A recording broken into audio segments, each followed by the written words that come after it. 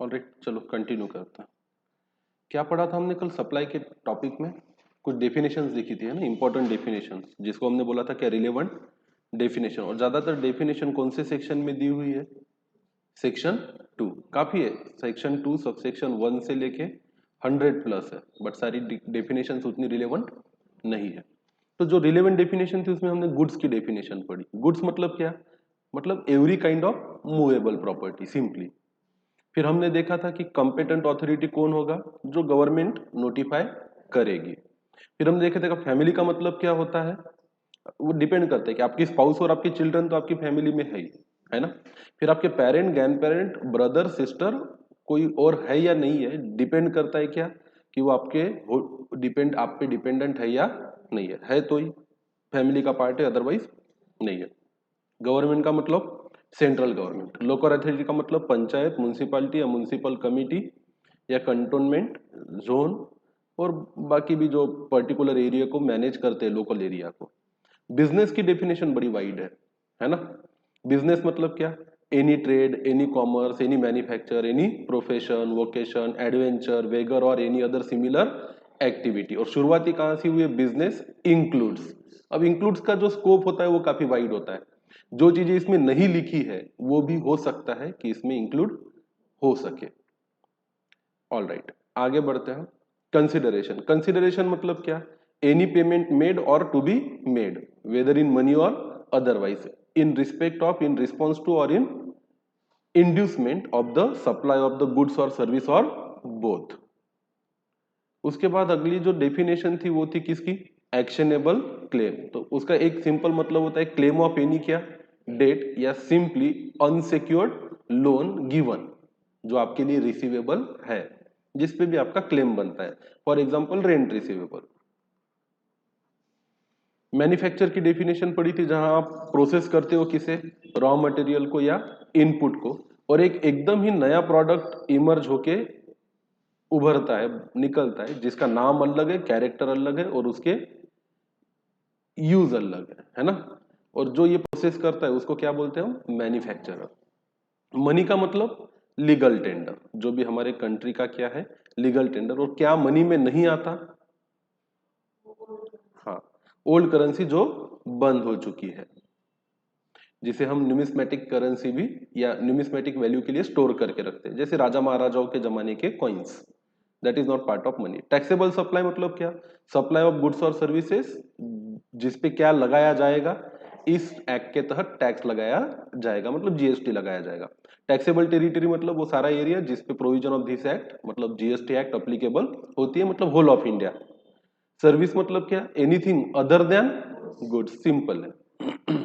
Money क्या नहीं है? ना तो गुड्स है ना तो सर्विस है। सिक्योरिटीज भी क्या है? ना तो गुड्स है ना तो सर्विस है। तो अगर आप मनी सप्लाई कर रहे हो, कौन मनी सप्लाई करता है?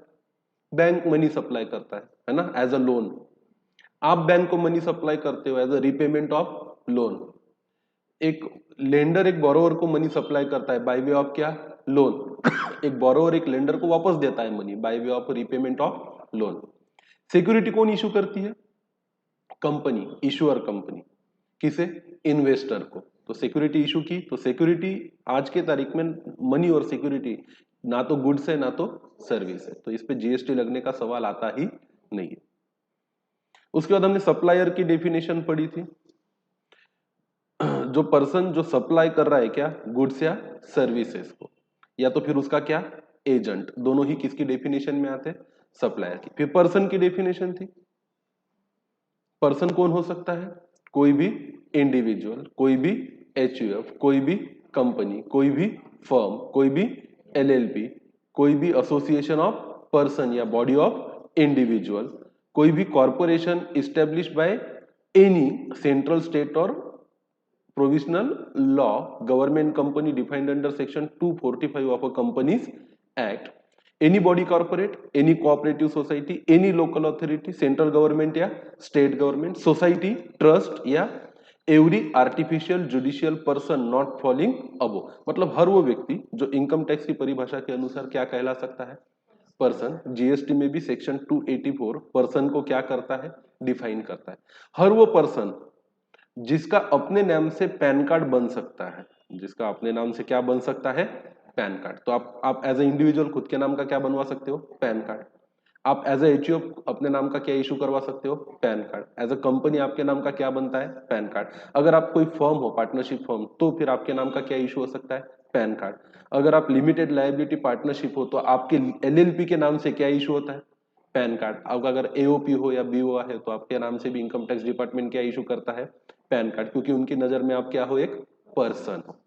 आप कोई भी बॉडी कॉर्पोरेट हो, आप कोई भी कोऑपरेटिव सोसाइटी हो, आप लोकल अथॉरिटी हो, आप कोई भी गवर्नमेंट हो, आप कोई भी सोसाइटी हो, ट्रस्ट हो, या कोई भी आर्टिफिशियल जुडिशियल पर्सन हो, तो आपके नाम से अगर पैन कार्ड इशू किया जा सकता है, मतलब कहीं लिखा तो नहीं है लॉ में 284 में, उन्होंने तो इंक्लूसिव लिस्ट दी है। इसकी भी शुरुआत कहां से होती है, इंक्लूड से, कि ये सब पर्सन इंक्लूड करते हैं, ये सब इंडिविजुअल कॉर्पोरेशन इंक्लूड करते हैं, कौन सी डेफिनेशन में, पर्सन की। रिसिपिएंट की डेफिनेशन हमने पढ़ी थी, बराबर है। और हमने डेफिनेशन पढ़ी थी कल किसकी, सप्लायर और रिसिपिएंट की। अब आते हैं सेक्शन 7 पर, बड़ा इंटरेस्टिंग सेक्शन है। देखो सेक्शन 7 कहता है concept and meaning of supply, मतलब सप्लाई का क्या कॉन्सेप्ट है, क्योंकि जीएसटी किस पे लगता है, गुड्स एंड सर्विसेज पे। और सिर्फ गुड्स एंड सर्विस होने से उस पर जीएसटी नहीं लगेगा, साथ में उसका क्या होना चाहिए, सप्लाई होना चाहिए। तो ये सप्लाई को क्यों डिफाइन करने की जरूरत पड़ रही है जीएसटी के अंदर, कल ही पढ़ा था। पहले अलग अलग प्रकार के टैक्स थे, वैट था, स्टेट का वैल्यू एडेड टैक्स, इसमें टैक्सेबल इवेंट क्या था, सेल। सीएसटी था, सेंट्रल सेल्स टैक्स, इसमें टैक्सेबल इवेंट क्या था, sell out of a particular state. Customs act था, अभी भी है, इसमें टैक्सेबल इवेंट क्या है, टैक्सेबल इवेंट कल डिस्कस किया था ना, कस्टम में टैक्स कब लगता है, जब इंपोर्ट होता है तो, बराबर है। या तो फिर पॉइंट ऑफ एक्सपोर्ट को डिफाइन किया गया था। उसके बाद सर्विस टैक्स था, सर्विस टैक्स में कब लगता है, जब सर्विस प्रोवाइड की गई हो। और एक क्या था, सेंट्रल एक्साइज, जब गुड्स का क्या कंप्लीट हो जाता है, प्रोडक्शन या मैन्युफैक्चरिंग कंप्लीट हो जाता है। अब ये सब चीजों की कोई जरूरत नहीं है, इन सबको हटा के एक सिंपल कॉन्सेप्ट या वो पॉइंट को डिफाइन किया गया है जहां पे आप क्या हो, टैक्स भरने के लिए लाइबल हो। और वो सिंगल कॉन्सेप्ट क्या है, सप्लाई। तो जहां सप्लाई हो गया वहां पे आपकी लाइबिलिटी बन गई कि आपको क्या पे करना है, टैक्स। तो देखिए the concept of supply is a keystone of a GST architecture. The provision relating to the meaning and scope of supply are contained in Chapter 3 of a CGST Act. Read with the various schedule given under this Act. Following sections and schedules shall be discussed in this chapter to understand the concept of supply. तो हमें क्या पढ़ना है, हमें बहुत गौर से और बहुत ध्यान से पढ़ना है, क्या, सेक्शन नंबर 7, जिसमें आपको पता चलेगा कि what is the meaning and what is the scope of supply. हमें बहुत ध्यान से पढ़ना है, क्या, सेक्शन 8, इसमें लिखा है taxability of composite and mix supplies. Composite और मिक्स सप्लाईज मतलब क्या, जहां पे ये दिक्कत होता है करना कि whether it is a supply of goods और सप्लाई ऑफ सर्विसेज, तो इसको हम कंपोजिट सप्लाई बोलते हैं, जिसमें दोनों ही इंग्रेडिएंट होते हैं, गुड्स के भी और सर्विस के भी। शेड्यूल 1 को थोड़ा समझना पड़ेगा, आप ध्यान से देखना, क्योंकि आगे बार बार रेफरेंस आएंगे। Section 7 read with schedule 1, section 7 read with schedule 2, या सेक्शन 7 रीड विद शेड्यूल 3। तो शेड्यूल 1 क्या बोलता है, इसमें बहुत क्लियरली दिया है, activities to be treated as supply even if made without क्या, कंसिडरेशन। वैसे तो कल हमने पढ़ा था सप्लाई मतलब क्या, सप्लाई ऑफ गुड्स और सर्विस और बोथ, मेड विथ क्या, कंसिडरेशन। पर कहीं कहीं अगर कंसिडरेशन नहीं भी है, where there is no consideration, तो भी उसे सप्लाई माना जाएगा। ऐसे एक्टिविटी को डिफाइन किया गया है कौन से शेड्यूल में, शेड्यूल नंबर 1। तो आगे जब पढ़ेंगे अपन शेड्यूल नंबर 1 को तो वहां डिस्कस करेंगे। शेड्यूल 2 में क्या लिखा है, एक्टिविटीज और transaction to be treated as supply of goods और services, as supply of goods और सप्लाई ऑफ क्या, सर्विस। तो शेड्यूल 2 एक छोटा शेड्यूल है, बहुत बड़ा शेड्यूल नहीं है। इस शेड्यूल में कुछ चीजों को स्पेसिफाई किया गया, ये ऐसे कुछ एग्जाम्पल देगा आपको जो ये बताएगा कि ये पर्टिकुलर एक्टिविटी है, ये पर्टिकुलर ट्रांजैक्शन, अगर आप नहीं समझ पा रहे हो कि whether it is a supply of goods और it is a supply of service, तो हम बताएंगे आपको कि इसको ट्रीट कैसे करना है। क्या आप इसे सप्लाई ऑफ गुड्स कहोगे या सप्लाई ऑफ सर्विस कहो। अगला है फिर शेड्यूल 3 भी हमें ध्यान से पढ़ना है, ये बड़ा इंटरेस्टिंग है। एक्टिविटीज और transaction which shall be treated neither as supply of goods nor as supply of services. हालांकि ऐसी चीजें यहाँ पे दिखेंगी जो डेफिनेशन के हिसाब से तो आप भी बोलोगे नहीं सर ये तो सप्लाई ऑफ गुड्स है, अरे सर ये तो पक्का दिख रहा है कि ये सप्लाई ऑफ क्या है, सर्विस है, पर फिर भी शेड्यूल में लिख दिया कि आप इसे ना तो सप्लाई ऑफ गुड्स मानो ना तो सप्लाई ऑफ सर्विस मानो। मतलब सोचना भी मत कि इस पे आप क्या चार्ज करोगे, जीएसटी चार्ज करोगे। Are you getting my point? चलो आगे बढ़ते हैं। स्टैट्यूटरी प्रोविजन सेक्शन 7 को पढ़ते। अब सेक्शन 7 के अंदर हमें सेक्शन 7 सबसेक्शन 1 पढ़ना है, सेक्शन 7 सबसेक्शन 1A पढ़ना है, सेक्शन 7 सबसेक्शन 2 पढ़ना है और सेक्शन 7 सबसेक्शन 3 पढ़ना है। हाँ तो क्या बोल रहे थे हम, हमें क्या क्या चीजें डिस्कस करनी है इसमें? हमें पढ़ना है सेक्शन 7 को, ध्यान से याद रखना। सेक्शन 7 किसकी बात करता है? सप्लाई की। इसमें क्या क्या पढ़ेंगे हम इंपॉर्टेंटली? सेक्शन 7 का सबसेक्शन 1, सबसेक्शन 1A, सबसेक्शन 2 और सबसेक्शन 3। आओ मैं आपको पहले तो ब्रीफली बताता हूं कि इसके अंदर क्या हो सकता है, फिर पढ़ेंगे उसको। सेक्शन 7 बात करता है meaning and scope of supply की। इसका सबसेक्शन 1A बात करता है सप्लाई क्या है, तो ये बोलता है supply includes all forms of supply of goods and services और बोथ। तो कभी भी आप लिखते वक्त गुड्स नहीं लिखोगे, कभी भी लिखते वक्त आप सिर्फ सप्लाई सर्विस नहीं लिखोगे, आप क्या लिखोगे? गुड्स और सर्विस और बोथ। तो आपका पेन जब चलेगा एग्जाम में तो ये आपके पेन से गुड्स के बाद और सर्विस और बोथ निकलते रहना चाहिए। एज सेल, चाहे आप उसको क्या करो, सेल करो, चाहे आप उसको क्या करो, नाम कुछ भी दो, आप नाम कुछ भी दो। आपको अगर बोल दिया कि sale of goods is a supply, तो आप क्या करोगे? ट्रांसफर ऑफ गुड्स दिखा दोगे कि मैंने तो सेल किया ही नहीं, मैंने तो क्या किया? गुड्स को ट्रांसफर। और कोर्ट में जाके बोल दोगे जीएसटी तो सेल ऑफ गुड्स पे लगता है, मैंने तो गुड्स के सेल किए ही नहीं, मैंने तो गुड्स के क्या किए हैं? Transfer from company A to company B. और बताइए भला, तो कानून तो कहता है कि सेल हुआ है तो जीएसटी लगेगा, सेल ही नहीं हुआ तो जीएसटी नहीं लगेगा। अब ऐसा कोई इसका गलत फायदा ना उठाए, इसलिए इसको कॉम्प्लिकेटेड कर दिया गया। इसको लिखा सेल या तो क्या ट्रांसफर या तो क्या बार्टर। फिर आप बोलोगे कि sir there is no entry in my book, एक गुड्स गए दूसरे गुड्स आए, है ही नहीं, कोई सेल नहीं हुआ। तो नहीं भाई, आपने अगर बार्टर भी किया है तो it will be assumed at what? Supply, whether either supply of goods और सर्विस और बोथ।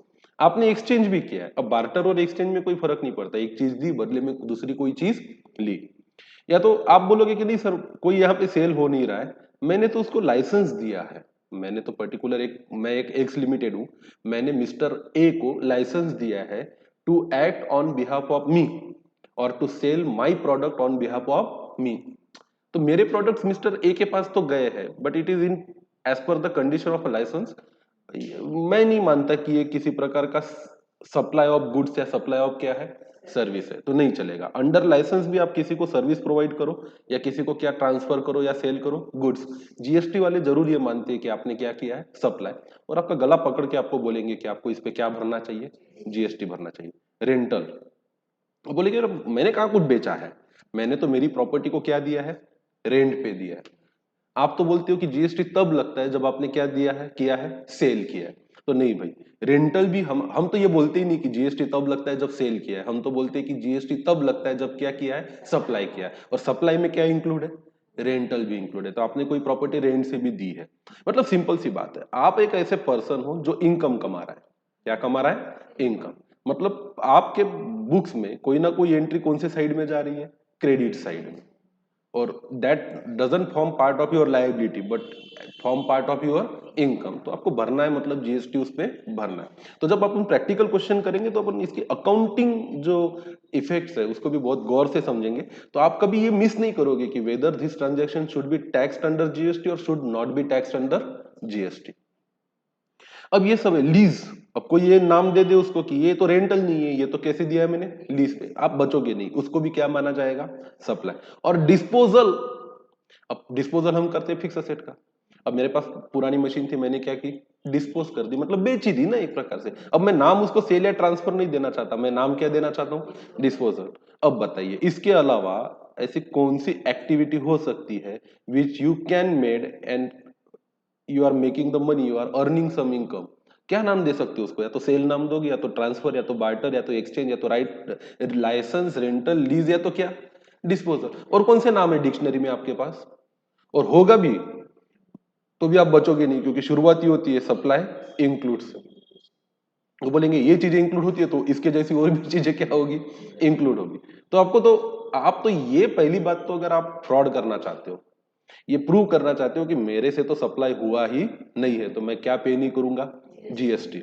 तो मेरे पे क्योंकि वो टैक्सेबल इवेंट लागू ही होता नहीं है, इसके स्कोप बहुत कम हो चुके हैं। क्योंकि सरकार ने भी जब से टैक्स लेना स्टार्ट किया है, लोगों ने भी सरकार को खूब सताया है।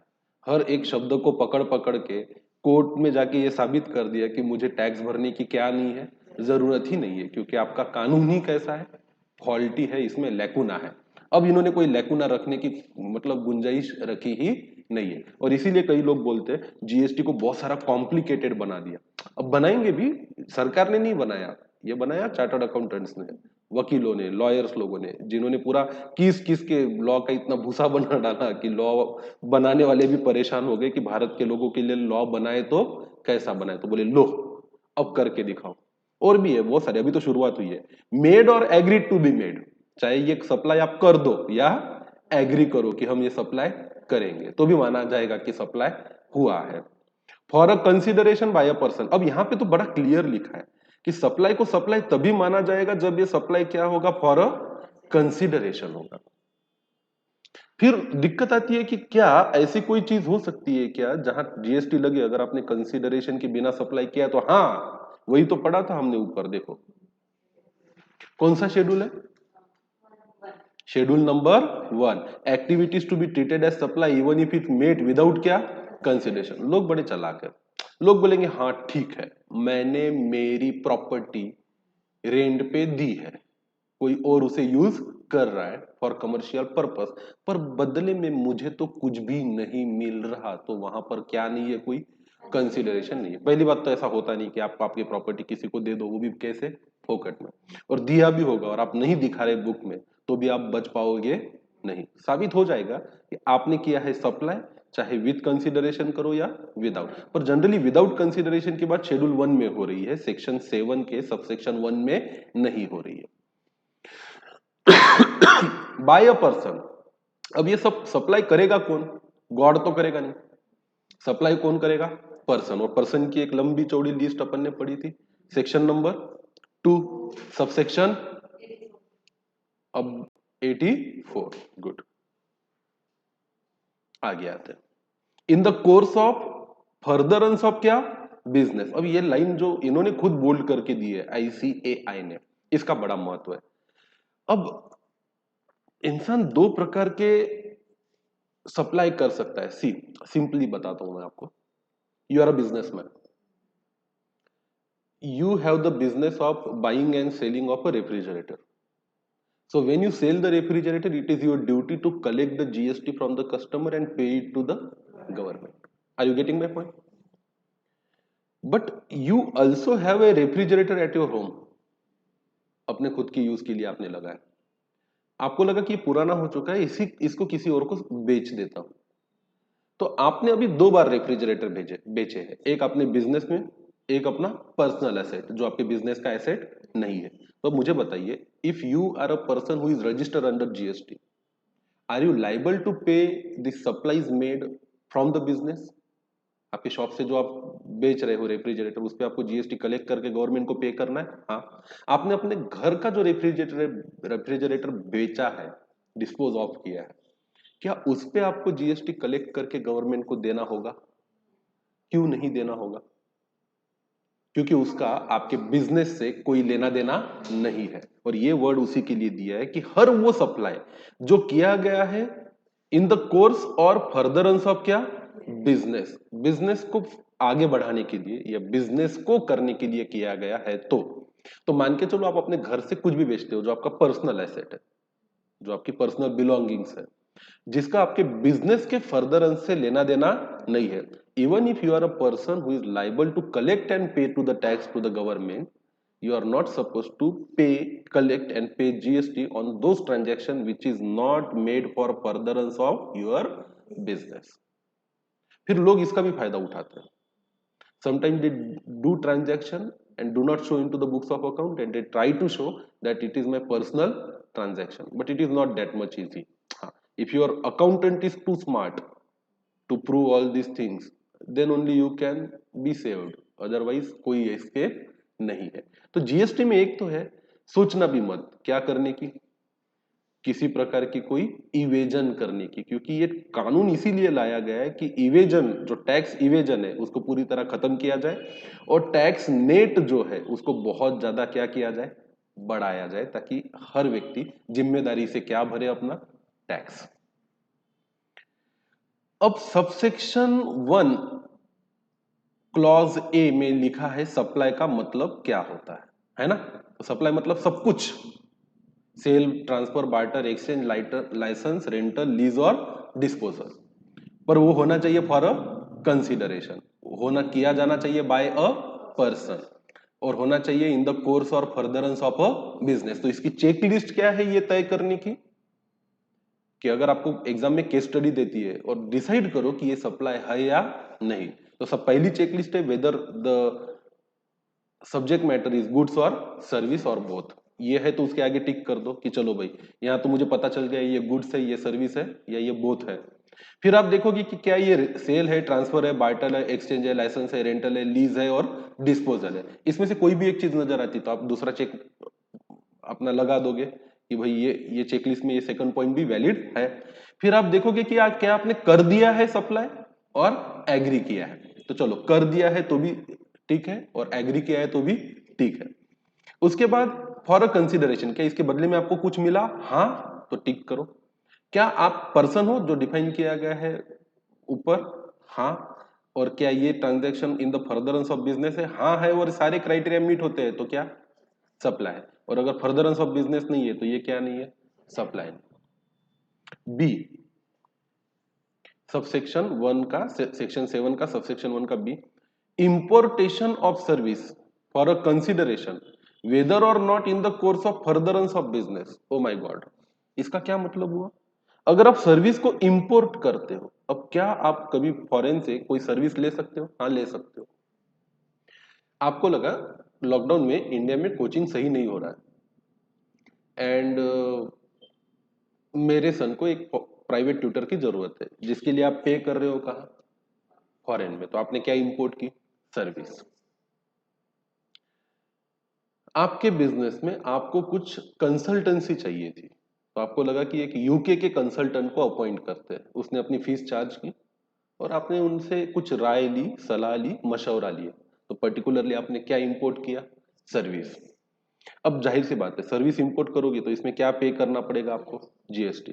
फिर सवाल आता है कि चाहे ये इंपोर्ट ऑफ सर्विस आपके बिजनेस के फर्दरेंस में हो या ना हो, इसका मतलब अगर आपने बिजनेस के लिए कंसल्टेंसी दी है तो it is for the furtherance of your business. और अगर आपने बेटे के कोचिंग के लिए सर्विस को इंपोर्ट किया है तो is this for furtherance of your business, no, still it is been called as what, supply. तो कोई भी सर्विस फॉरेन से इंपोर्ट करोगे, किसी भी प्रकार की सर्विस को इंपोर्ट करोगे, चाहे वो पर्सनल नेचर की हो, आपके बिजनेस के लिए हो या आपके किसी पर्सनल काम के लिए हो, जीएसटी में उसको क्या माना गया है, सप्लाई माना गया है. और अगर एक बार ये साबित हो जाता है कि ये सप्लाई है किसका, सर्विस का या गुड्स का, तो आप जिम्मेदार हो उस पर क्या पे करने के लिए, जीएसटी पे करने के लिए. और सी से सबसेक्शन या क्लॉज सी क्या कहता है, the activity specified in schedule 1 made और agreed to be made without consideration. मतलब शेड्यूल 1 में ये भी लिखा है कि अगर कहीं आप ये साबित कर देते हो कि यहां पर सप्लाई तो हुआ है पर इसके अंदर एक इंग्रेडिएंट या चेकलिस्ट का एक पॉइंट है जो है फॉर अ कंसिडरेशन, वो मिसिंग है, तो आपको उठा के देखना पड़ेगा क्या, शेड्यूल 1, कि उसमें क्या लिखा हुआ है. कि जब कोई सप्लाई होता है या कोई एक्टिविटी होती है जिसके अंदर क्या इन्वॉल्व नहीं है, कंसिडरेशन इन्वॉल्व नहीं है, तो क्या वो सप्लाई होगा या नहीं होगा. अगर शेड्यूल 1 के लिखे हुए बातों में फंस गए तो कंसिडरेशन ना भी हो तो भी क्या कहलाएगा, सप्लाई कहलाएगा. तो ये कॉन्सेप्ट क्या, अभी हम प्लेन रीडिंग कर रहे हैं, लॉ को समझ रहे हैं. इसके बाद हम केस लॉस देखेंगे और इसके क्या देखेंगे, क्वेश्चंस. वो सारे क्वेश्चंस जो एमटीपी में दिए हैं, आरटीपी में दिए हैं, पास्ट एग्जाम के क्वेश्चंस में आए हैं आईसीआई के, और ऐसे भी रेफरेंस के लिए जो रेडीली अवेलेबल है और उसको हम पढ़ेंगे समझेंगे ताकि हम एग्जाम के लिए पूरी तरह क्या हो जाए, तैयार हो जाए और सही केस स्टडी को पढ़ के सही क्वेश्चन का क्या कर सके, आंसर कर सके। अब एग्जाम में क्वेश्चन दो टाइप के आएंगे, एक प्लेन आपको कोट करना होगा व्हाट द लॉ सेज, और दूसरा होगा केस स्टडी बेस्ड जहां आपको एनालिसिस करके लॉ को कोट करके अपने पॉइंट्स को रखना पड़ेगा कि what you believe is the correct answer of this question. Section 7 subsection 1 ये किसकी बात करता है, वेयर सर्टन एक्टिविटीज और transactions constitute a supply in accordance with the provision of subsection 1। अब subsection 1 में तो दिया है कि ये भी सप्लाई है वो भी सप्लाई है, सेल, ट्रांसफर, बार्टर अगर विथ कंसिडरेशन है तो भी सप्लाई है। शेड्यूल 1 कहता है कि कुछ केसेस में कंसिडरेशन नहीं भी है तो भी क्या है, सप्लाई है ना।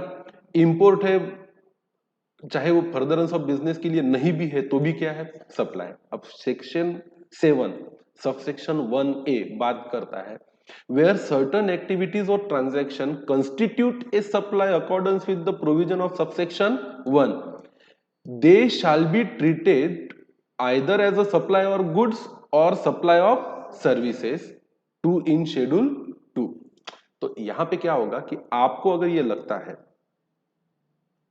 कि दिक्कत है भाई, सप्लाई तो है but I am not very much confident whether this is a supply of goods और सप्लाई ऑफ क्या, सर्विसेज, तो आपको ऐसे डाउट वाले समय में क्या उठा के रेफर करना चाहिए, शेड्यूल नंबर 2। तो इसमें एग्जांपल दिए मेरे ख्याल से 6-7 कुछ पॉइंट्स है जो इस डाउट को क्लियर करते हैं कि ये whether it is a supply of goods और whether it is a supply of services. तो यहां पे आप लिख लो, if in doubt whether supply is of goods or services refer schedule 2। अगर डाउट है आपको कि ये सप्लाई किस चीज का है, गुड्स का है या सर्विस का है, तो आपको उठा के क्या रेफर करना चाहिए, शेड्यूल 2 को रेफर करना चाहिए। सेक्शन 7 का सबसेक्शन 2 क्या कहता है, not with standing anything contain in subsection 1। भूल जाओ सबसेक्शन 1 में क्या लिखा है कि किस चीज को क्या मानना चाहिए, सप्लाई। और सबसे किसी केस को पढ़ने के बाद या किसी सिचुएशन को, किसी ट्रांजैक्शन को समझने के बाद अगर आप पूरी तरह से आश्वस्त हो कि सेक्शन 7 सबसेक्शन 1 के अनुसार ये क्या है, सप्लाई है, फिर भी हम कहेंगे कि ये चीजें आपको ट्रीट नहीं करनी है, neither as a supply of goods nor as a supply of services.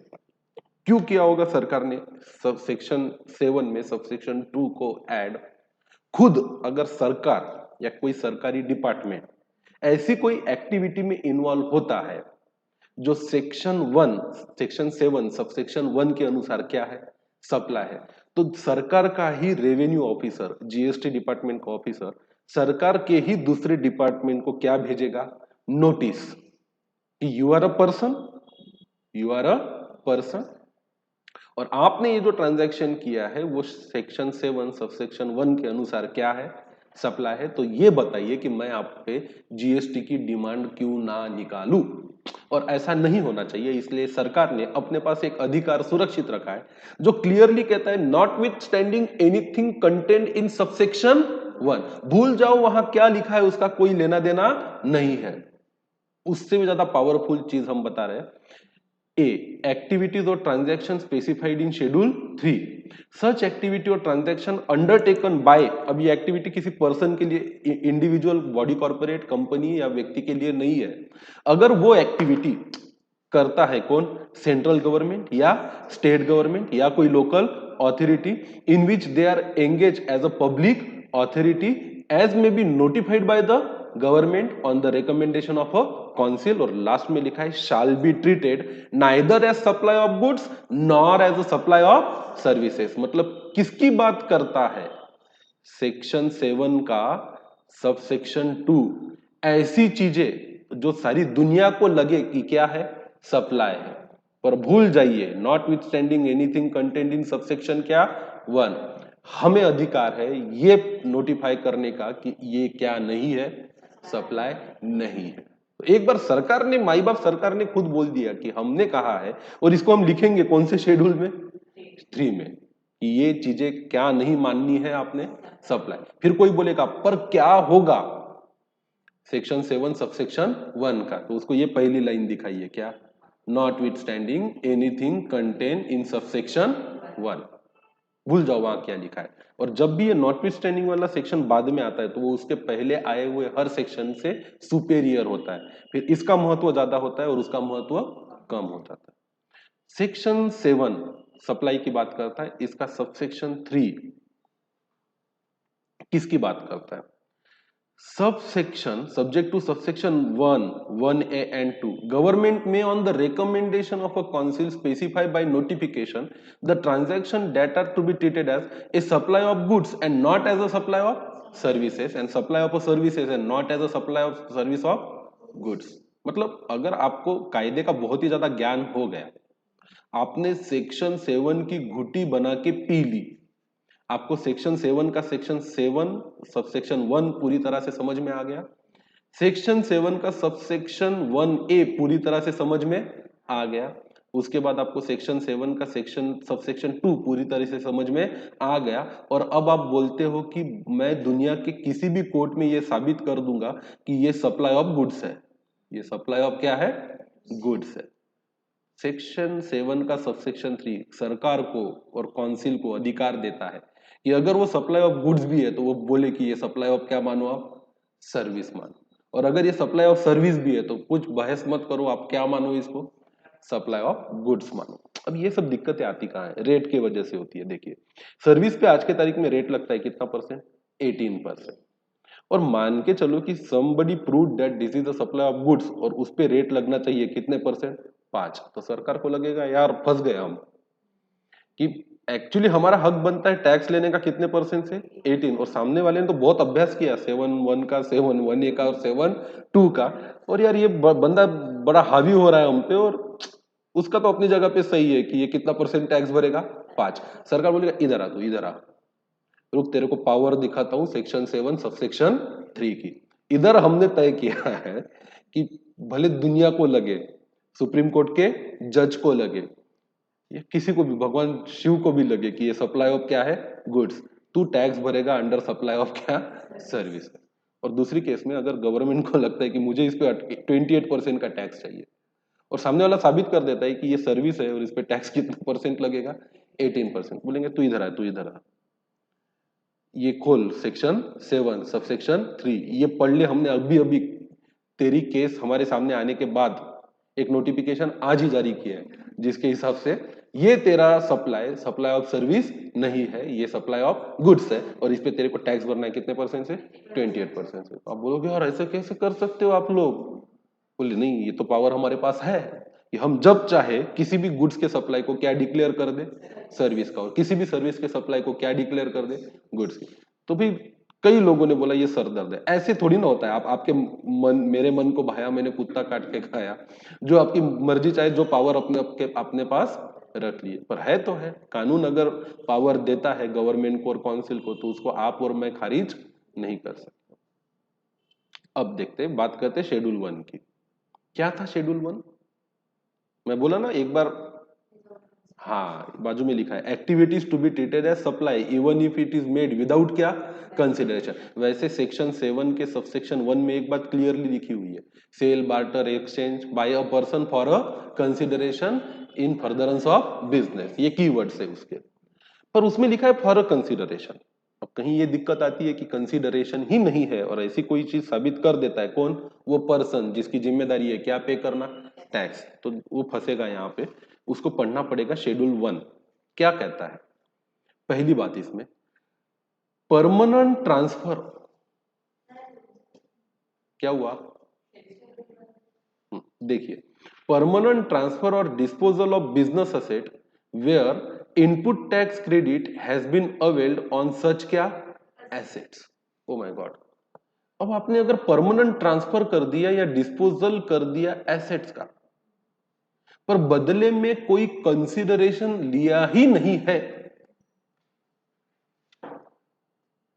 तो क्या इसको सप्लाई माना जाएगा क्या। एक आधी केस बता सकते हो कि हमने परमानेंट ट्रांसफर कर दिया बिजनेस का और या तो डिस्पोजल कर दिया बिजनेस असेट का, जहां पर उस बिजनेस असेट को परचेस करते वक्त, चाहे गुड्स हो या फिक्स असेट हो, हमने उस पे क्या लिया था, इनपुट टैक्स क्रेडिट लिया था, पर हमने जब बिजनेस को ट्रांसफर किया तो उसके बदले में कोई भी कंसिडरेशन नहीं लिया। Still it will be treated as what, supply. तो इसकी केस स्टडी आएगी तब पढ़ेंगे। यहां पे ध्यान में रखना, परमानेंट ट्रांसफर और डिस्पोजल ऑफ क्या, बिजनेस एसेट, जहां आपने क्या लिया है, इनपुट टैक्स क्रेडिट। सुनो, जीएसटी को पढ़ना इज लाइक हैरी पॉटर की सीरीज को पढ़ना। आप पहली बार कोई चीज पढ़ोगे तो एक सस्पेंस बना रहेगा कि ये कौन सी केस हो सकती है, पर आगे हर चीज को क्या किया है, डिफाइन किया है। तो हम सीक्वेंस को तोड़ेंगे नहीं, अदरवाइज यहाँ पे भी डिस्कशन होगा और जब आगे आएगा इसका एक्सप्लेनेशन वहां पे भी दुगना डिस्कशन होगा। दूसरी बात क्या कहता है, शेड्यूल 1 ऐसी एक्टिविटी जहां आपके ट्रांजैक्शन में भले ही कंसीडर ना हो पर फिर भी जीएसटी की नजर में क्या माना जाएगा उसको, सप्लाई।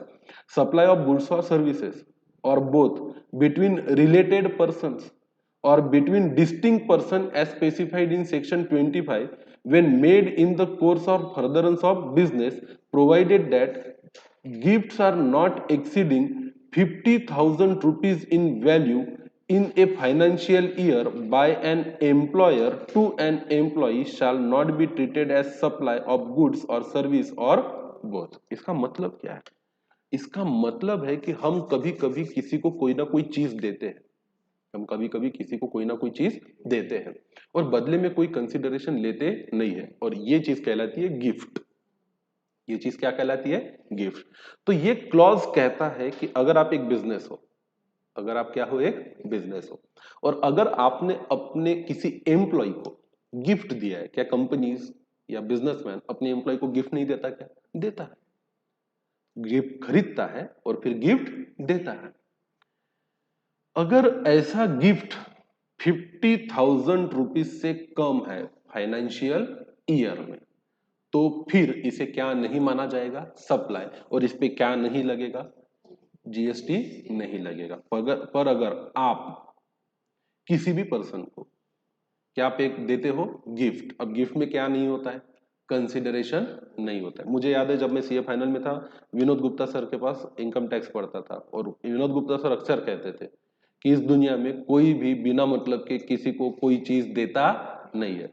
इवन सगा हस्बैंड भी अपनी सगी वाइफ को बिना मतलब के कोई चीज देता नहीं है, तो फिर कंपनी का मालिक अपने एम्प्लॉय को गिफ्ट क्यों देगा।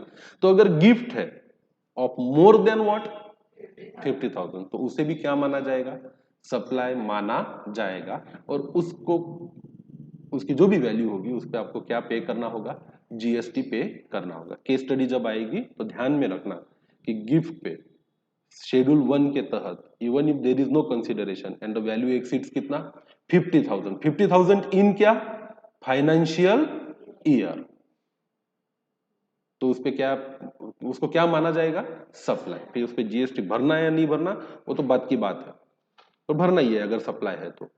Supply of goods by a principal to his agent, एक प्रिंसिपल अपने एजेंट को क्या कर रहा है, गुड्स का सप्लाई कर रहा है। Where the agent undertake to supply such good on behalf of a principal. Account में आपने कंसाइनमेंट नाम का क्या पढ़ा था, चैप्टर पढ़ा था, जहां पे प्रिंसिपल अपने एजेंट को क्या भेजता है, गुड्स भेजता है। हालांकि वो अपने बुक में तब एंट्री नहीं करता है कि ये क्या है, सेल है, वो तो बोलता है कि गुड्स कैसे पे हो रहे, जा रहे कंसाइनमेंट पे, और एंट्री क्या पास करता है वो, कंसाइनमेंट अकाउंट को करता है डेबिट और गुड्स अकाउंट को करता है क्रेडिट, या अपने ट्रेडिंग अकाउंट को करता है क्रेडिट।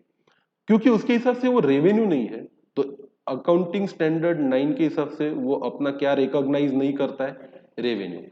पर ये एक प्रकार से ट्रांसफर तो है, पर वहां पे क्या नहीं है, कंसिडरेशन नहीं है। ऐसी भी चीजों से आप बच नहीं सकते। नहीं तो बड़ा आसान है। देखो आज मेरी फाइनेंशियल पोजीशन थोड़ी सी खराब है, मतलब I don't have a cash, surplus cash, और I am facing a problem of what, liquidity. अब मैंने सच में 50 सीआर का माल बेचा है, 50 सीआर का माल बेचा है, और जिसको बेचा उसको मैंने बोला कि एक काम कर, let's show it as a transaction of a consignment. I am a consigner, you are a consignee. तू इसे परचेस मत दिखा, मैं इसे क्या नहीं दिखाता, सेल। अगले महीने, ये मार्च का महीना है, मेरे पास थोड़ी पेमेंट की और फंड की क्या है, प्रॉब्लम है। अगर इसको अभी सेल दिखा दूंगा तो मार्च खत्म होगा, अप्रैल महीने की 20 तारीख से पहले मुझे क्या पे करना पड़ेगा? GST. Why not to show it as a consignment transaction? नहीं है आपके पास कोई डिफेंस इस तरह के क्या करने का काम। पहली बात तो ये कि आपने एज अ प्रिंसिपल अपने एजेंट को भी भेजा है कोई गुड्स ताकि वो आपके बिहाफ पे बेचे, तो शेड्यूल 1 इसमें भी लिख देता है कि इसको हम क्या मानेंगे? सप्लाई। अब इतना पक्का नहीं है, ये मत समझो कि सप्लाई हुआ है तो क्या भरना है? जीएसटी भरना ही है, उस पर तो बाद में आ रहे हैं अपन। अभी तो अपन सिर्फ एक आइसोलेशन में एक चीज समझ रहे हैं कि पर्टिकुलर एक्टिविटी को सप्लाई माना जाएगा या नहीं माना जाएगा। तो कंसिडरेशन है तो सप्लाई तो है, और अगर विदाउट कंसिडरेशन भी है तो भी क्या है? सप्लाई है, अगर आपने परमानेंट ट्रांसफर या डिस्पोजल किया है बिजनेस असेट का, और ऐसे बिजनेस असेट का जिसपे आपने इससे पहले क्या अवेल किया है? Input tax credit.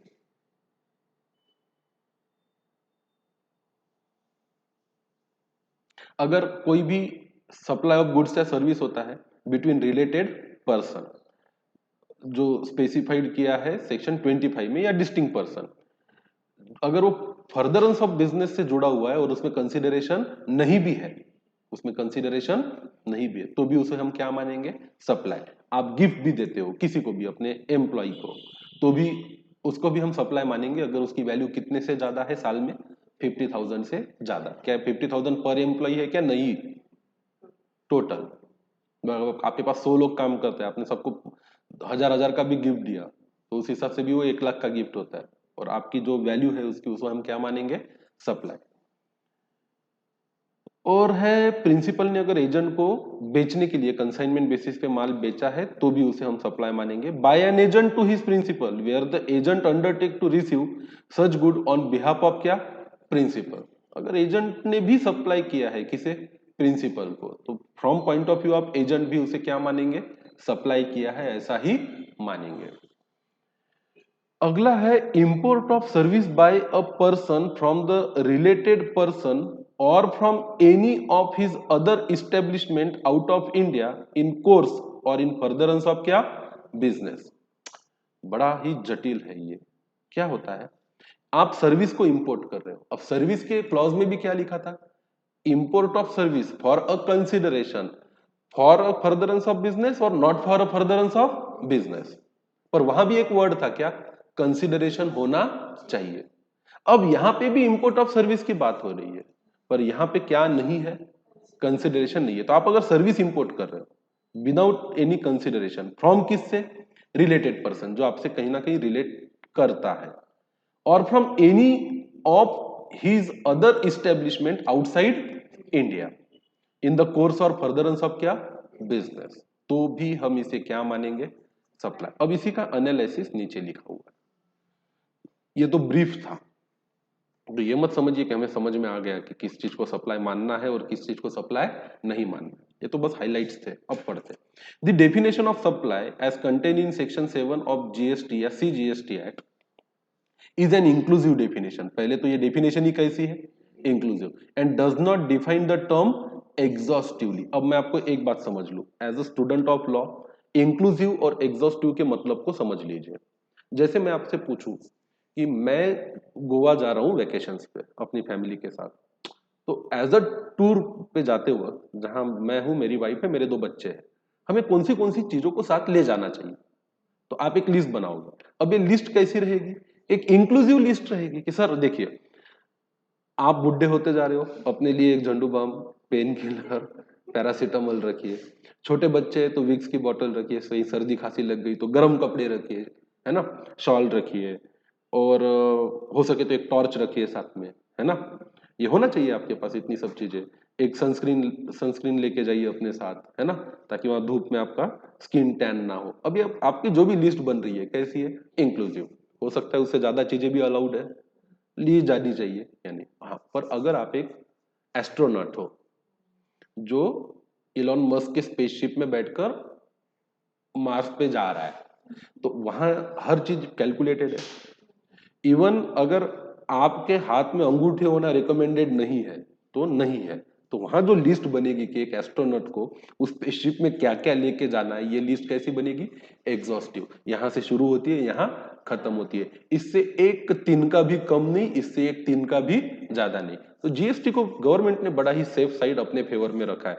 हर चीज को मैक्सिममली कैसे डिस्क्राइब किया है उन्होंने, इंक्लूसिव, जहां उनका इंटरेस्ट है। तो सप्लाई की भी जो डेफिनेशन है वो इंक्लूसिव है और एग्जॉस्टिव नहीं है। तो आप ये मत बोलना ये देख किताब सीए फाइनल की, ये देखो बेयर एक्ट, इसमें तो ये लिखा है, ये लिखा है, ये लिखा है, ये लिखा है, ये तो लिखा ही नहीं है। बोले भूल जाओ, अगर ये लिखा है, वो लिखा है, वो लिखा है, तो वो भी लिखा हुआ है ऐसा ही मानना पड़ेगा, क्योंकि ये उसके जैसा ही कुछ तो भी है। It defines the scope of supply in an inclusive manner. Clause A of subsection 1 illustrate the forms of supply, but the list is not exhaustive. This is क्या है?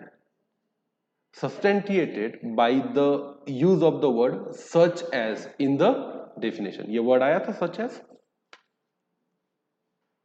क्या कहता है फिर law? Provision of scope of supply under CGST Act have also been made applicable to IGST Act wide section 20 of क्या IGST Act। तो ये हमारे लिए इंपॉर्टेंट नहीं है, लॉ पढ़ेंगे तो हम CGST Act ही पढ़ेंगे।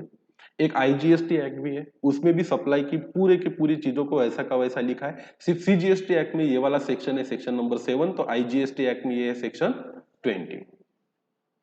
The meaning and scope of in terms of section 7 can be understood in terms of the following parameters। वही चीजों को रिपीट करेंगे जो हमने पहले भी ऊपर डिस्कस किए। Supply should be of goods and क्या सर्विसेज। चेकलिस्ट में पहली चीज ये देखो कि आपको इसमें क्या नजर आना चाहिए, या तो गुड्स या तो सर्विसेज। गुड्स मतलब article of any kind, services मतलब which is not a goods. Supply of anything other than क्या गुड्स और सर्विस, लाइक क्या मनी, गुड्स भी नहीं है, मनी सर्विस भी नहीं है, सिक्योरिटीज गुड्स भी नहीं है, सिक्योरिटी मनी भी नहीं है, डज नॉट अट्रैक्ट क्या जीएसटी। तो नीचे एक डायग्राम भी दिया है। सप्लाई, सप्लाई में क्या आता है, गुड्स आता है, सर्विस आता है, anything which is neither goods not services आता नहीं है, और ये चीजें है या तो मनी या तो क्या securities. Supply should be made for क्या कंसिडरेशन। सेक्शन 7 सबसेक्शन 1 को पढ़ोगे तो यही समझ में आएगा कि सप्लाई में क्या जरूरी है, consideration. Supply should be made in accordance या इन कोर्स और फर्दरेंस ऑफ क्या बिजनेस। तो पैरामीटर ऑफ सप्लाई कितने हैं, 3 है। क्या पहला पैरामीटर गुड्स होना चाहिए या सर्विस होना चाहिए, दूसरा क्या होना चाहिए फॉर अ कंसिडरेशन होना चाहिए, तीसरा पैरामीटर क्या है इन अ कोर्स और फर्दरेंस ऑफ बिजनेस होना चाहिए। अगर इसमें से कोई भी इंग्रेडिएंट मिसिंग है तो ये क्या नहीं होगा, सप्लाई नहीं होगा। तो पैरामीटर ऑफ सप्लाई 3 है। पहला क्या है गुड्स होना चाहिए या सप्लाई, दूसरा होना चाहिए इसमें कंसिडरेशन, तीसरा होना चाहिए कोर्स और फर्दरेंस ऑफ बिजनेस। क्या इसमें कोई एक्सेप्शन है, हाँ हर चीज को क्या है एक्सेप्शन है। बिना कंसिडरेशन के भी कुछ चीजें की तो भी क्या मानेंगे सप्लाई, और जहां फर्दरेंस ऑफ बिजनेस के लिए नहीं भी है तो भी क्या मानेंगे supply. Aforesaid parameter describe the concept of supply, however there are few exception to the second and third। second parameter मतलब कौन सा consideration होना चाहिए, third parameter मतलब क्या course और furtherance of business होना चाहिए। the requirement of supply being made in the consideration and in the course of furtherance of क्या business in the GST law। few exceptions have been carved out where the transaction is deemed to be the supply even क्या without consideration। content in schedule 1 of a CGST Act discussed later in this chapter। तो schedule 1 को पढ़ेंगे हम, जहां पे ऐसी चीजों को बहुत डिटेल में बताया गया है जहां क्या नहीं है consideration. Similarly the condition of supply to be made in the course और furtherance of business has relaxed in case of import of क्या सर्विस। रिलैक्स नहीं किया, लिखते वक्त क्या लिखते हैं कि in course of furtherance of business को क्या किया है रिलैक्स किया है, एक्चुअली यहाँ पे टाइट किया है। टैक्स पेयर की नजर से तो रिलैक्सेशन नहीं है, ये टैक्स पेयर की नजर से तो क्या है ये और ज्यादा उसे कसा गया है। Import of services for consideration whether और not in a course of furtherance of business, इसको भी क्या मानेंगे सप्लाई। हर चीज याद रखनी है क्योंकि केस स्टडी जब आएगी तो सही वक्त पे सही चीज क्या पढ़ी थी हमने ये याद आना चाहिए और उसको आपको रेफर करना चाहिए। कोशिश करनी चाहिए कि इसके शेड्यूल, इसके सेक्शन, इसके सब सेक्शन और इसके क्लॉज को भी हम कोट कर पाए, पर अगर पक्का याद है तो ही कोट करने का, otherwise as per the provision of CGST act. और इतना लिख के अपना आगे लिखने का, फेकम फेकी करने की नहीं। हाँ ब्रॉडली सेक्शन 7 याद हो तो well and good. Further, there are also cases where the transaction is kept out of a scope of a supply despite the existence of a above parameter. Plain reading काफी है क्योंकि अपन इसको पहले ही explain कर चुके हैं।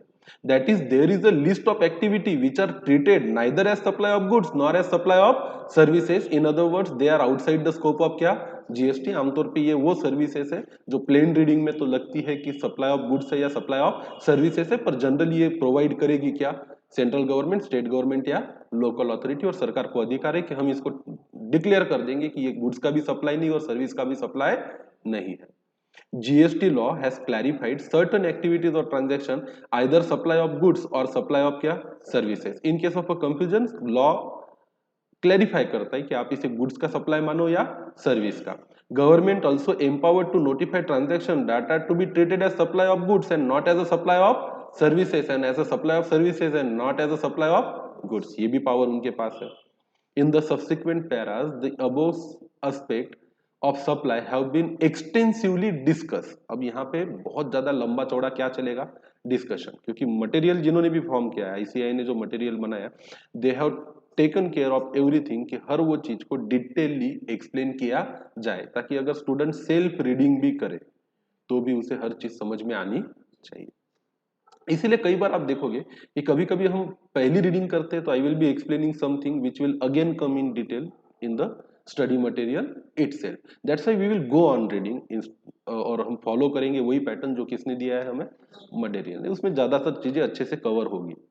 इन द सब्सिक्वेंट पार्ट हम इसको करेंगे। अब सप्लाई, सप्लाई में क्या इंक्लूड होता है, supply for a consideration in course of furtherance of क्या, business, importation of services for a consideration, चाहे फर्दरेंस ऑफ बिजनेस के लिए हो या ना हो, सप्लाई विदाउट कंसिडरेशन जो आपको पढ़ना है सेक्शन 7(1)(c) प्लस शेड्यूल 1 के साथ, activities to be treated as supply of goods और सप्लाई ऑफ सर्विसेज जो सेक्शन 7(1)(a) को पढ़ना है शेड्यूल 2 के साथ, और ये है निगेटिव लिस्ट शेड्यूल 3 कि अगर वो है भी सप्लाई गुड्स का हो या सर्विस का तो भी आप मानो कि वो क्या नहीं है, सप्लाई, और हिम्मत मत करना उस पर क्या चार्ज करने की, जीएसटी। ये कई बार हुआ है इससे पहले इनकम टैक्स डिपार्टमेंट में, इनडायरेक्ट टैक्स डिपार्टमेंट में ऑफिसर्स को टारगेट होते हैं कि आपको इतना टैक्स का क्या करना है, कलेक्शन। ऐसे वक्त में वो कानून को पढ़ते हैं और वहीं पहुंच जाते हैं सरकारी दफ्तर में, क्योंकि उसको क्या लेना देना, मैं तो इनकम टैक्स के लिए काम करता हूँ, मुझे क्या लेना देना कि आपका जो रोड मिनिस्ट्री है, रेलवे मिनिस्ट्री है, वो क्या कर रहा है। तो उधर ही नोटिस भेज के उनसे क्या डिमांड करते हैं, टैक्स। आप तो फंस गए भाई, हमारी कानून की किताबों में लिखा हुआ है कि आपको हमें क्या देना चाहिए, टैक्स। तो सरकार किसी भी लॉ में अपने लिए, अब सरकार का इसमें कोई फायदा नहीं है, उस ऑफिसर का भला होगा क्योंकि उसका क्या पूरा होगा, टारगेट। वो तो अपना अपना देख रहा है। सरकार के लिए क्या है, सरकार का ही एक डिपार्टमेंट टैक्स पे कर रहा है, दूसरा डिपार्टमेंट टैक्स रिसीव कर रहा है, उनके कंसोलिडेशन डेटेड फंड में कोई इजाफा हुआ क्या, नहीं। तो ऐसी झंझटों को टालने के लिए सरकार एक पावर जरूर रखती है, जब भी उनको याद आता है ओए है ये तो अफसर बहुत ही शाना निकला, तो वो लोग उस अफसर से लड़ते नहीं है, बोले वेरी गुड, शाबाश, यही तो हम चाहते हैं कि ऐसे ही लोग होने चाहिए डिपार्टमेंट में जो चीजों को बहुत ध्यान से पढ़े और ऐसे ऐसे बकरे को ढूंढे जो सरकार के लिए क्या पे करे, टैक्स। और बकरा अपने ही घर का हो तो उसके काट के मतलब नहीं है। तो ये ले तेरे लिए खास नोटिफिकेशन हमने आज ही जारी किया है और तू घर पे बैठ जा, भी तेरे को इस डिपार्टमेंट से कोई टैक्स मिलने वाला नहीं है। Supply for a consideration in course of furtherance of business, quick reading करेंगे, जल्दी जल्दी समझ में आएगा। The definition of supply begins with the term supply includes, है ना, thus making it clear that CGST Act intend to give an extensive meaning to the term supply. Supply includes all form of supply of goods or services or both, है कि नहीं। Supply of anything other than goods or services does not attract GST। ऐसी कौन सी चीजें जो ना तो goods है ना तो सर्विसेज है, मनी और सिक्योरिटी। आज के तारीख में तो हमें दो ही चीजें पता है, वो मनी है और वो सिक्योरिटी है। The term goods and services as defined in this act have been analysed by way of a diagram in the next page. Anything supplied other than goods and services is outside the scope of क्या, supply. पर बड़ा मुश्किल है money और security के अलावा किसी चीज को ढूंढ के लाना जिसमें आपने ट्रांजैक्शन या डील किया है और आप ये साबित कर दो कि ये तो गुड्स भी नहीं और सप्लाई भी नहीं। मुझे नहीं लगता आप कोई भी चीज, कितना भी होशियार व्यक्ति होगा जो ये चीज कर पाएगा, ये प्रूव कर देगा कि ये गुड्स भी नहीं है और सर्विसेज भी नहीं है। The first part of section 7 clause A subsection 1 includes all forms of supply of goods and services both, चाहे आप उसको सेल नाम दो, ट्रांसफर नाम दो, बार्टर नाम दो, एक्सचेंज नाम दो, लाइसेंस नाम दो, रेंटल नाम दो, लीज नाम दो, डिस्पोजल नाम दो, जो चाहे आपकी मर्जी, है ना। मेड करो या एग्री टू बी मेड करो for a consideration in the course of और फर्दरेंस ऑफ बिजनेस। सप्लाई में क्या आता है फिर, sale, transfer, barter, exchange, licence, rental, lease और डिस्पोजल होना चाहिए सब कुछ फॉर अ कंसिडरेशन और होना चाहिए इन अ कोर्स और in furtherance of business. Thus, forms of supply as contemplated in this first part have two prerequisites. Supply should be made for क्या? Consideration. The supply should be in the course or furtherance of क्या? Business. वो हो तो सकता है goods का या हो सकता है services का. Goods का मतलब any kind of क्या? मूवेबल प्रॉपर्टी और जो एनीथिंग अदर देन गुड्स मतलब क्या सीधे सीधे सर्विस. क्या एक्सक्लूड होता है इसमें? Money and security. और क्या इंक्लूड होता है? एक्शनेबल क्लेम और ग्रोइंग क्रॉप्स. और क्या इंक्लूड होता है इन केस ऑफ सर्विसेज में? मनी तो इंक्लूड नहीं होता है पर यूज ऑफ मनी इंक्लूड होता है. सिक्योरिटी तो यूज नहीं होता है पर उसके इसमें उसके कनेक्शन में किसी भी प्रकार की सर्विस अगर दी है तो वो इंक्लूड होती है. मनी इंक्लूड नहीं होता है पर मनी से रिलेटेड कोई भी सर्विस दी है तो इंक्लूड होती है. फिर यहाँ पे दिया है please refer the definition of actionable claim and money. हम ऑलरेडी इसको पढ़ चुके हैं. अगले पेज पे क्या लिखा है? The first part of section 7 clause 1 subsection 1 includes all form of supply of goods और सर्विसेज और both such as sale, transfer, barter, exchange, right, licence, rental, lease और डिस्पोजल. ये चीज बार बार रिपीट हो रही है ना. Supply includes all forms of क्या? सप्लाई. वही सब चीजें दिए फिर से. Sale, transfer, barter, exchange, licence, rental, lease या क्या? डिस्पोजल. ये होना चाहिए फॉर कंसिडरेशन और होना चाहिए इन फर्दरेंस ऑफ क्या? Business. Supply should be for क्या? कंसिडरेशन और इन कोर्स ऑफ फर्दरेंस ऑफ होना चाहिए business. We shall now discuss the various forms of supply as illustrated in section 7 subsection 1 clause A. अब forms of supply क्या है? Various forms of supply जहां पे दिया है सेल और ट्रांसफर. ये वर्ड्स जो आए ना बार बार लंबे छोड़े, वैसे तो इनको समझाने का कोई मतलब नहीं है. Sale, transfer, barter, exchange, licence, rental, lease या क्या? डिस्पोजल. फिर भी आईसीएआई ने कोशिश की है और मैं चाहता हूं कि एज अ गुड स्टूडेंट इसको बिना पढ़े आप आगे ना जाओ. तो इन्होंने क्या लिखा है देखो. Various forms of supply contemplated in section 7 subsection 1 clause A are sale, transfer, barter, exchange, right, license, rental, lease or disposal. These forms of supply are not only illustrated, are only illustrative and not exhaustive. However, none of these terms have been defined under the Act. अब क्या मतलब है cell का, क्या मतलब है transfer का, क्या मतलब है बार्टर का? कानून ने इसकी बात नहीं की है पर कानून में ये शब्द है. इसका मतलब क्या कि इसका जनरल पैरालेंस जो है आम भाषा में इसका जो मतलब आम जनता जानती है वही इसका क्या होगा? मतलब होगा. In order to understand their meaning we have to take recourse to their dictionary meaning. तो फिर इसको कहां से समझना है हमें? डिक्शनरी मीनिंग से. और otherwise and have to explain as follows. तो कोशिश की है आईसीआई ने. सेल एंड ट्रांसफर मतलब the dictionary meaning of the sale is the act of selling, specifically the transfer of ownership or title of a property from one person to another person for a क्या? Price. तो आपने contract act में भी पढ़ा ये चीजें, cell of goods act में भी पढ़ी है, फाउंडेशन से पढ़ के आए हो आप लोग.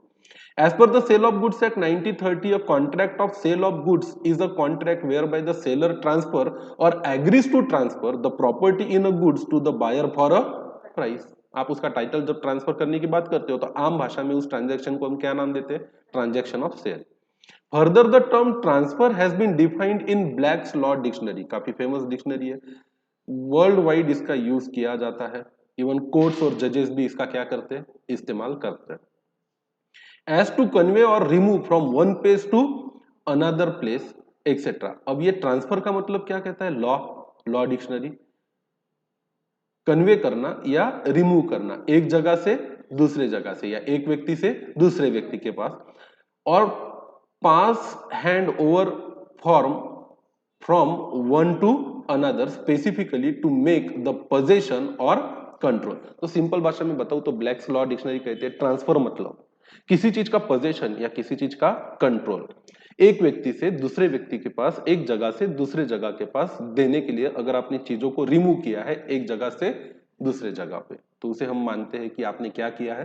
ट्रांसफर. और जीएसटी वाले तो मानते हैं कि सेल तो सप्लाई है ही, साथ में ट्रांसफर भी सप्लाई है. और फिर इधर देखिए आगे क्या है. अगला है क्या? Barter and exchange.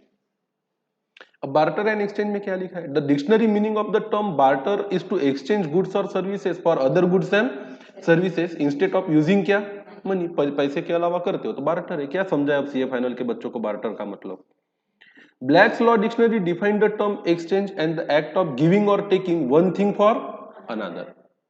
While barter deals with the transaction which only include an exchange of goods or service, exchange may cover a situation where the goods are paid for partly in goods and partly in क्या money. अब barter मतलब pure goods के बदले goods, पर exchange का मतलब होता है गुड्स के बदले कुछ गुड्स कुछ मनी भी.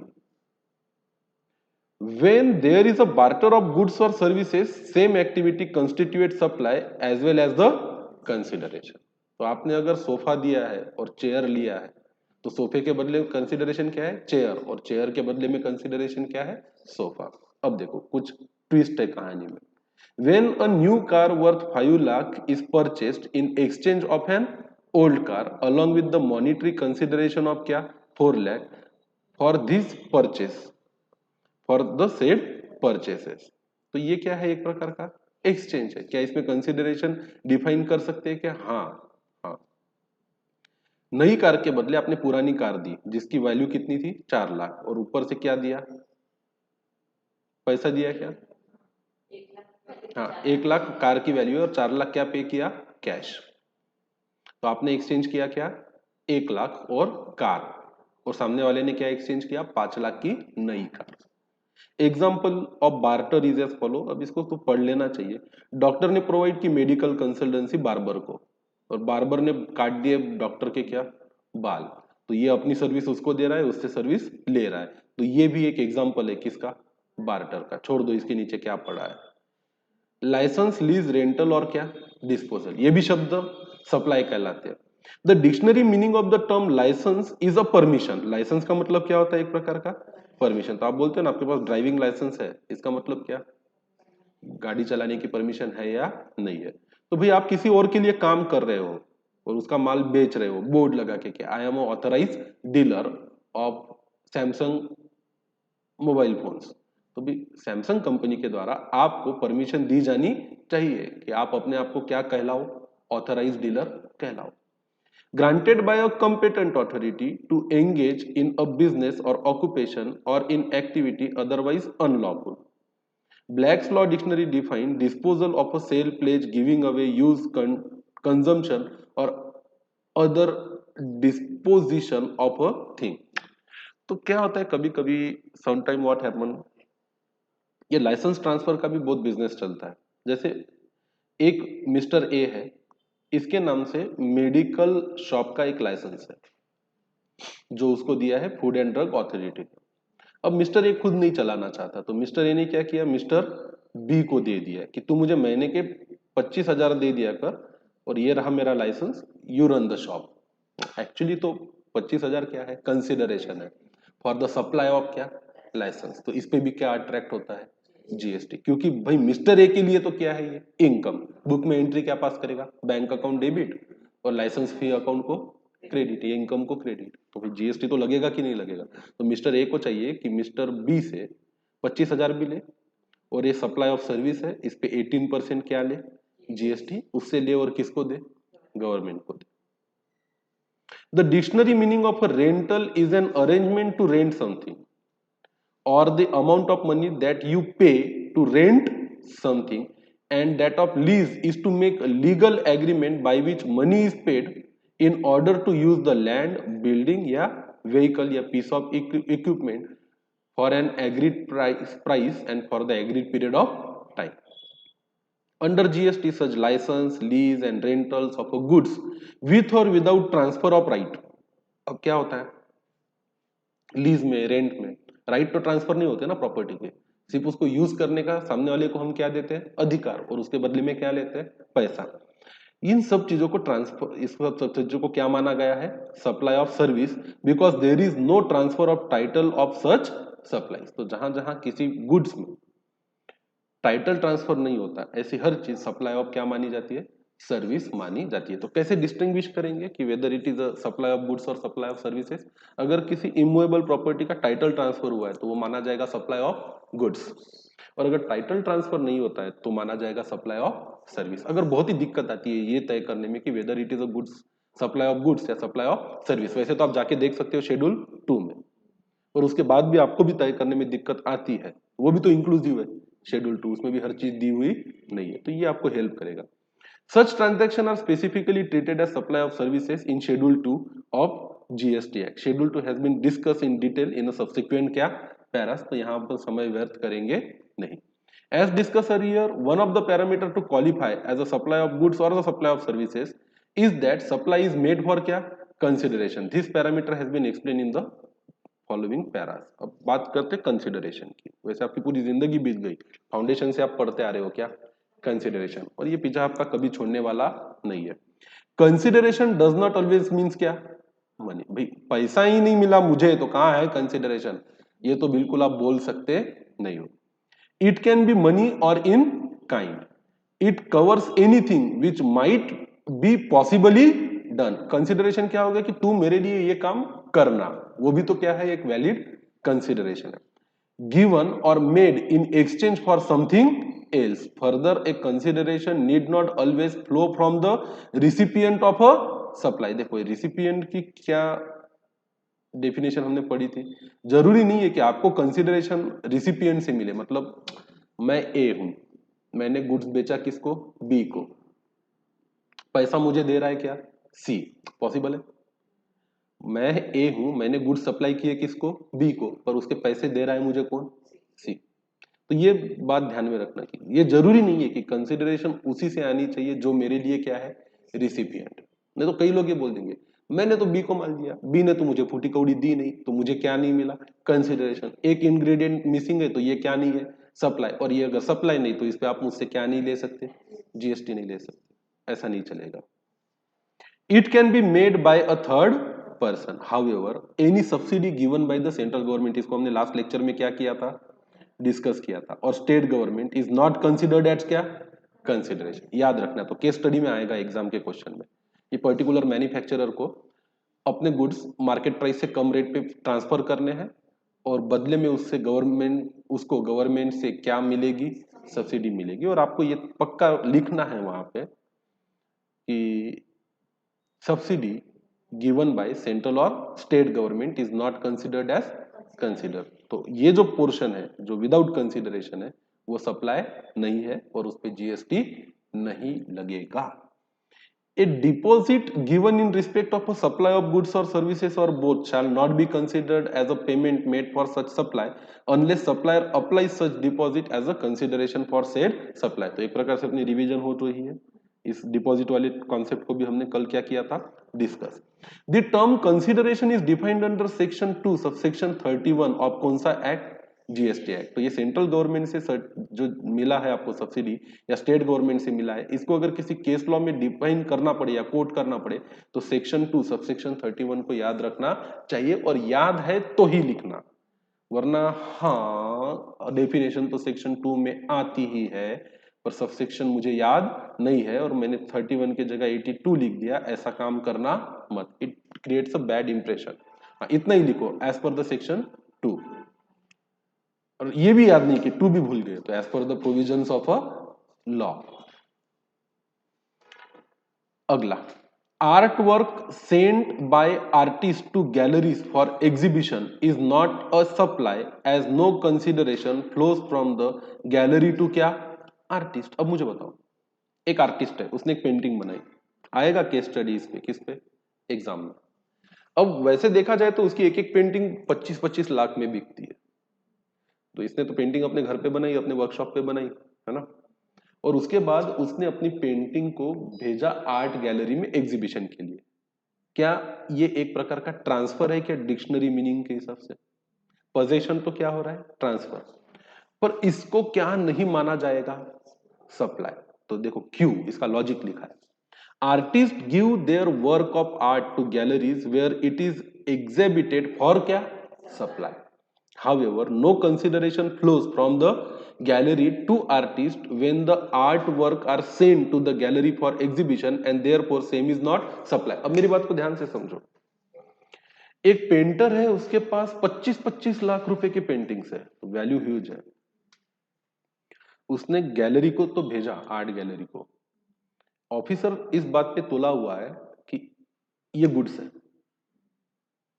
अब तो दिक्कत तो यहां पे भी आएगी कि ये गुड्स है या सर्विस है, तो वो तो एक इमूवेबल प्रॉपर्टी है तो इसको क्या मानेंगे, गुड्स। तो चलो उसने साबित कर दिया कि ये थिंग क्या है, गुड्स है। वो बोलेगा कि ये आपका बिजनेस भी है, पेंटिंग बनाना और पेंटिंग को बेचना। तो आपने किया है ट्रांसफर इन फर्दरेंस ऑफ क्या, बिजनेस। तो आप मुझे इस पेंटिंग की जो प्राइस है 25 लाख रुपए, क्योंकि न्यूज में आया था कि आपकी एक पेंटिंग बनी है और अपेक्षा है कि ये कितने में बिकेगी, 25 में। तो मैं ये क्यों ना मानूं कि आपने गैलरी को सेल किया है।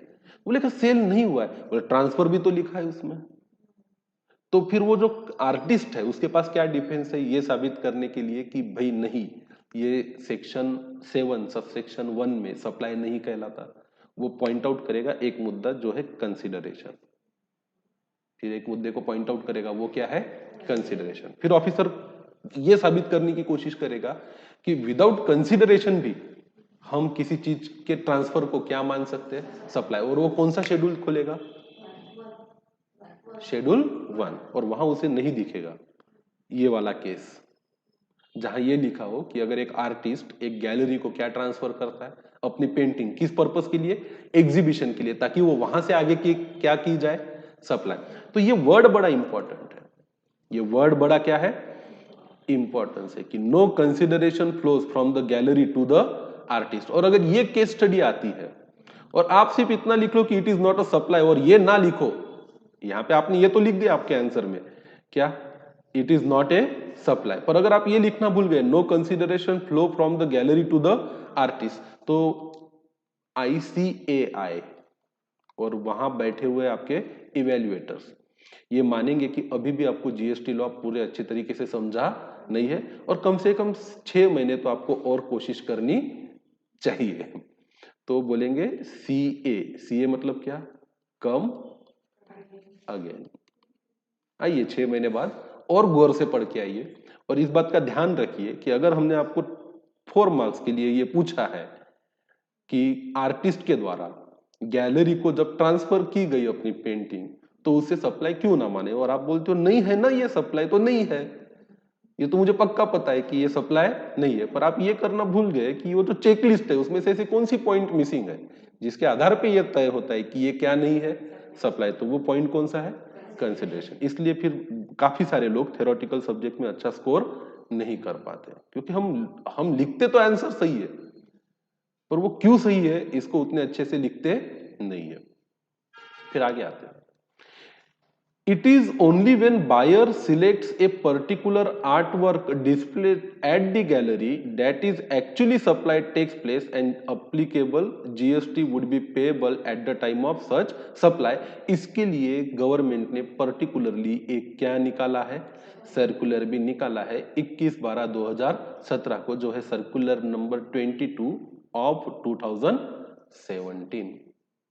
तो क्यों जरूरत पड़ी होगी, जरूर कहीं ना कहीं किसी ना किसी मेट्रो सिटी में, बॉम्बे में या दिल्ली में, जहां पे ऐसे एग्जीबिशंस होते हैं महंगी पेंटिंग्स के, कोई ना कोई ऑफिसर किसी ना किसी आर्टिस्ट के घर पहुंचा होगा, क्या लेके, अपना झंडा, और बोला होगा हाँ साहब पेंटिंग तो बड़ी अच्छी बनाई है, एग्जीबिशन में जा भी रही है, कल ही न्यूज़पेपर में पढ़ा कि आपकी पेंटिंग तो 25-25 लाख में बिकने वाली है, पैसा तो आएगा भाऊ, जीएसटी किधर है। तो बोले रुक भाई रुक, अभी तक ये क्या साबित नहीं हुआ है, सप्लाई साबित। वो गया होगा अपने वकील के पास या अपने सीए के पास, और ये अफसर आ गया यार, अभी तो पेंटिंग बिकी भी नहीं, एग्जीबिशन में गई और मुझे क्या नोटिस भेज दी कि आपने क्या नहीं पे किया, जीएसटी नहीं पे किया। हाँ बिकेगी 25 में, 25 में नहीं, मैं तो बोलता हूँ ऑक्शन होगा तो 35 में भी बिकेगी, पर अभी तो कुछ हुआ नहीं ना, मेरे हाथ में पैसा आया नहीं। और अफसर तो बोल रहा है कि पेपर में पढ़ लिया, मुझे क्या चाहिए, जीएसटी चाहिए।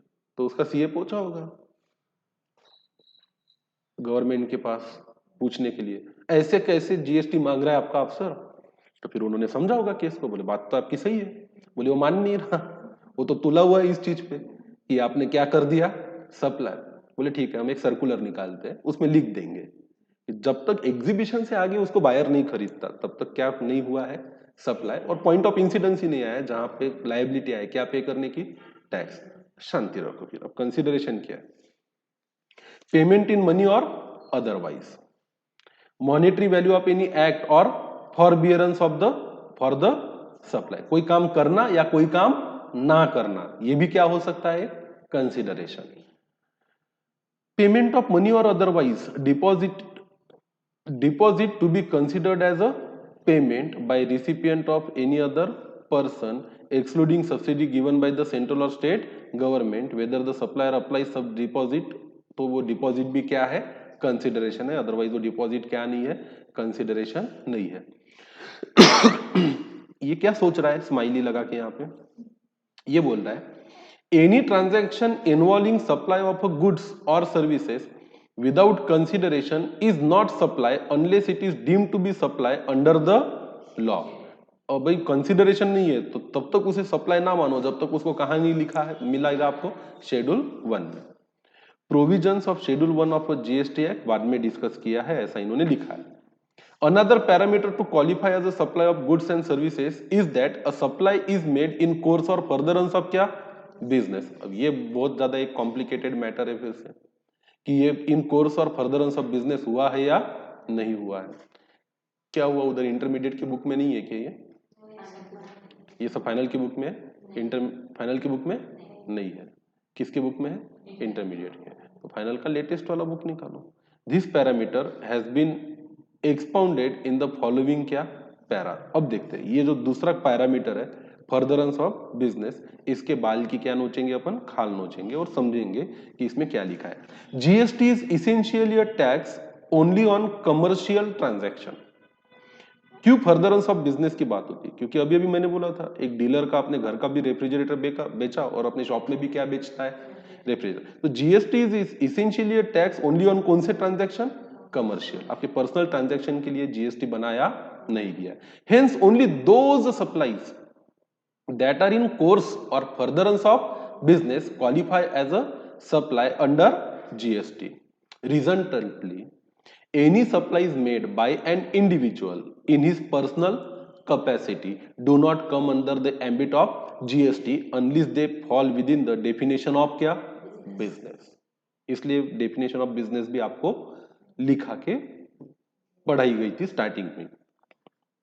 Meaning of supply made in course or furtherance of business, any activity undertaken in a course or furtherance of a business would constitute क्या, supply। any activity, कोई भी एक्टिविटी करो जो आपके बिजनेस से जुड़ी हुई है तो वो क्या एक प्रकार से क्या है, सप्लाई है, unless the supply of money and security. In order to understand the term in course or furtherance of business, we need to first understand the term business. Business is defined under section 2 or subsection 17 of the CGST Act. Inter alia includes any trade, commerce, manufacture, profession, vocation, whether or not undertaken for monetary benefit। ये तो पढ़ चुके हैं हम लोग। The definition of business has been summarized in the diagram below। ये diagram देख के ज्यादा सर दर्द हो रहा है। बिजनेस में क्या है, any trade, any commerce, any manufacture, any profession even if there is no monetary benefit, any activity incidental और ancillary to it, any activity of the same nature even if no volume और no continuity। if you remember every point has been already discussed, so this is mere a kind of a revision and more insightful। supply acquisition of goods including the capital goods और क्या, services in connection with the commencement या closure of क्या, business। provisions of facilities by club या associate to its क्या, members for क्या, consideration। admission of consideration to any premises। याद है वो गार्डन की टिकट लेके हम अंदर गए थे, right. Services as a holder of क्या, ऑफिस एक्सेप्टेड इन कोर्स और फर्दरेंस ऑफ अ ट्रेड और profession. Activities of a race club including क्या, by way of a totalisator और a licence to bookmaker और activities of a licence bookmaker in such club, any activity by government और local authority as a public authority। Thus, business includes any activity transaction which is incidental or ancillary to any trade, commerce, manufacture, profession, vocation, adventure, wager। मतलब ये वेगरिंग agreement होते थे ना, law में पढ़े थे ना, बेटिंग करना, बेट लगाना, और any other similar activity। In addition, any activity undertaken by a central government or a state government or any other local authority in which they are engaged as a public authority shall also be constituted as business for any trade, commerce or any other similar activity to qualify as business. Frequency, volume, continuity, regularity सब कुछ मायने नहीं रखता, is or not a prerequisite. तो भाई ये business नहीं है, क्यों? क्योंकि इसमें क्या नहीं है? फ्रीक्वेंसी। इसमें क्या नहीं है? वॉल्यूम। इसमें क्या नहीं है? कंटिन्यूटी। ऐसी फालतू बातें करने की नहीं। हुआ ना, एक्टिविटी हुई है, ट्रांजैक्शन हुआ है, तो वो क्या है? बिजनेस है। बात बिजनेस की नहीं है, बात है फर्दरेंस ऑफ बिजनेस की। और इस पे बढ़िया से बढ़िया क्या बनती है? Case study. और बढ़िया से बढ़िया क्या बनता है? क्वेश्चन बनता है एग्जाम में। Some of the examples of in course of furtherance of business are as follow. Rishabh buys a car for his personal use and after a year sells it to the car dealer. ध्यान से समझो, पक्का 100%, 100% इस पे क्या बनती है exam में? Case study. ऋषभ ने कार खरीदी पर्सनल यूज के लिए और बाद में उसको कार डीलर को बेच दिया। Sale of a car by Rishabh to car dealer is not a supply under GST Act because said supply is not made by Rishabh in course of furtherance of क्या? Business. Personal use के लिए car खरीदी और बाद में उस car को पुरानी होने के बाद किसी डीलर को बेच दिया, तो he is not liable to collect and pay GST. Manikarnika मतलब अपनी Kangana sold her old gold bangles and earrings to Aabhushan jewellers. Sale of old gold jewellery. अब गोल्ड गुड्स है कि नहीं है? कहीं पढ़ा क्या गोल्ड गुड्स नहीं है करके? गोल्ड तो 100% क्या है? गुड्स। मणिकर्णिका ने अपने पुराने बैंगल्स और इयररिंग्स किसे बेचे? आभूषण ज्वेलर्स पे। Sale of old good jewellery by an individual to a jeweller will not constitute a supply as the same can not be said to be in course और furtherance of business of the individual. हो सकता है मणिकर्णिका का कोई business भी हो, ऋषभ भी कहीं ना कुछ क्या कर रहा हो? बिजनेस। तो ऋषभ ने अपनी कार बेची, मणिकर्णिका ने अपने गहने बेचे। ये किसी भी सूरत में बिजनेस के फर्दरेंस के लिए किया गया ट्रांजैक्शन नहीं है। तो इस पे क्या नहीं जिम्मेदारी बनती ऋषभ की और मणिकर्णिका की? जिसको कार बेची और जिसको गहने बेचे उससे सिर्फ कीमत लेने की, जीएसटी लेके सरकार को देने की जरूरत नहीं है।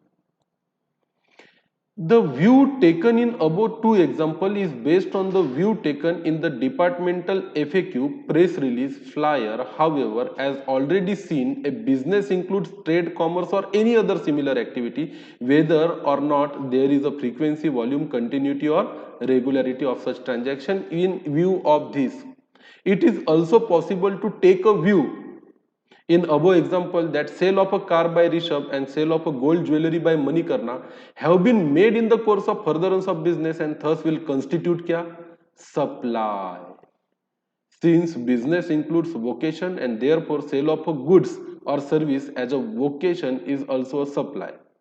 अब कैसे? ये तो पक्के में नहीं है, पर अगर आप बहुत ही ज्यादा लेके बैठ जाओ तो कहीं ना कहीं तो मणिकर्णिका के द्वारा बेचे गए गहने और ऋषभ के द्वारा बेची गई कार फंस जाएगी कौन सी डेफिनेशन के अंदर? सप्लाई। क्योंकि यहां क्या लिखा है? अगर ये फर्दरेंस ऑफ बिजनेस के लिए किया गया हो तो since business includes vocation and therefore sale of goods और services as a vocation is also supply. कुछ क्वेश्चन देखते हैं। Sundaram Acharya, a famous actor, paint some painting and sells them. The consideration from such sale is to be donated to a charitable trust kind human. The sale of painting by the actor qualify as क्या? Supply. अब actor क्या बोलेगा? मैंने तो painting बेची, पैसा है, पर मैंने उसका 1 रुपया भी रखा नहीं, सारा का सारा पैसा क्या कर दिया? डोनेट। आप डोनेट कर रहे हो, आप अच्छे इंसान हो, आप भलाई कर रहे हो। इसका मतलब ये नहीं कि आपको जिसको बेचा उससे जीएसटी लेना था और सरकार को देना था। ये तो आपको करना चाहिए था।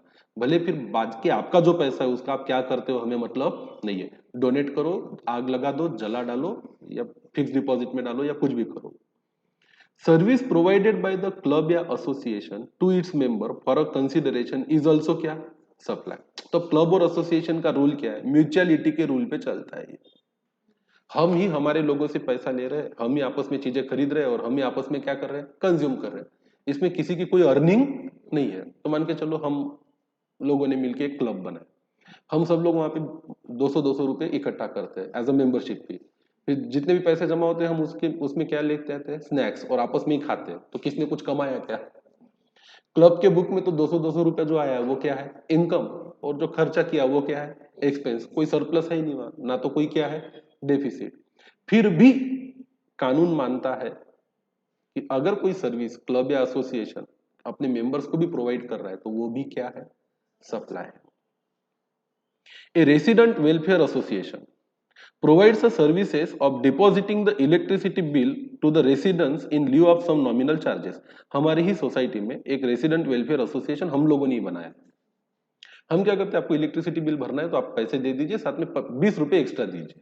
हम आपको कहीं जाने की जरूरत नहीं, लाइन में खड़ी होने की जरूरत नहीं है, यहाँ का अपना गार्ड या चौकीदार जो है वो जाएगा और क्या भर के आएगा, बिल।